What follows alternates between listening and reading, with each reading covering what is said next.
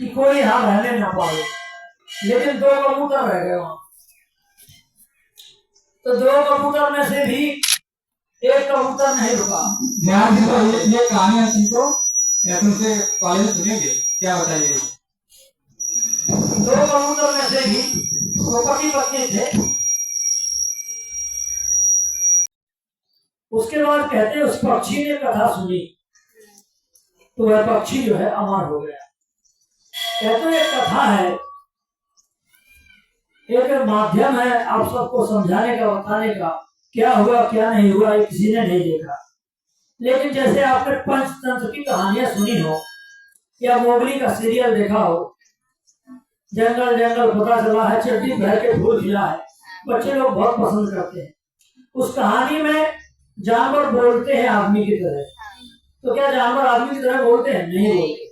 लेकिन आप सबको समझाया जा रहा, सिखाया जा रहा है कि हमें अच्छाई पे किस तरीके से चलना है, वो कहानी का माध्यम लिया है। क्योंकि आपको ज्ञान के माध्यम से समझाया जाए सहज में, सरलता से, तो आपकी बुद्धि में प्रवेश नहीं करेगा। लेकिन वही आपको कहा जाए का कबूतर का, खा खरगोश का, तो आपकी समझ में जल्दी आ जाएगा। तो इसलिए वो एक कहानी भगवान शिव की और माता पार्वती की, एक जो है, केवल इसको आप समझाने का तरीका समझ सकते हैं। इसमें कहा गया है भगवान शिव के लिए सब विश्वास कहा गया है। क्या कहा गया है? विश्वास। भगवान शिव विश्वास है और माँ पार्वती श्रद्धा है। व्याभ्याम बिना न पश्यन्ति सिद्धाः स्वंत स्त्रीश्वर। भगवान शिव विश्वास है, माँ पार्वती श्रद्धा है, हमारे आपके हृदय में हमेशा विराजमान रहते हैं। जब हमारा विश्वास अटूट रहता है, जब हमारी श्रद्धा मजबूत रहती है, तो निश्चित हम जो भी कार्य करते हैं उसमें हमें सफलता अवश्य मिलती है। तो इसी तरीके से श्रद्धा और विश्वास के साथ यदि आप महादेव जी के धाम में आएंगे तो निश्चित है कि आपको लाभ मिलेगा।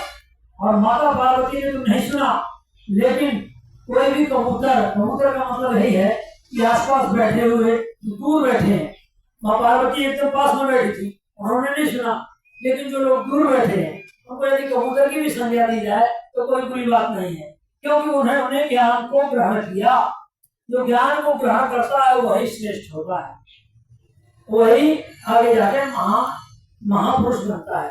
तो कहते हैं वह कबूतर या वो तोता जो भी रहा हो, वह बाद में सुखदेव जी के नाम से गिने जाते हैं। किस चीज के नाम से? तो सुखदेव के नाम से उनकी महिमा आज भी है। तो जितनी भी भागवत होती हैं उसमें सुखदेव जी का पहला स्थान होता है, बड़ा महत्व होता है। बाल अवस्था से ही उन्होंने भगवान का भजन किया, चिंतन किया, मनन किया, और भगवान शिव के द्वारा सुनी हुई कथा आजीवन वो सबको बांटते रहते हैं। उन्होंने उस कथा को सुनने के बाद केवल अपने मतलब के लिए नहीं रखा, सबके हित में उसको बांट दिया। तो जो कुछ आपको मिले, ज्ञान, विद्या, संपत्ति, धन, वह भी देश और समाज की सेवा के लिए ही मिला है, ना कि स्वयं बढ़िया कर लेने के लिए। समझ रहे? तो जो कुछ भी मिल रहा है इसका लाभ तभी होगा कि इसको प्राप्त करके आप औरों को भी दें, औरों का भी भला करें, तो आपका भी इसमें कल्याण हो जाएगा। और 12 अगस्त को अर्थात कल विशाल भंडारा है, इसके विषय में आचार्य जी आपको बताए हैं।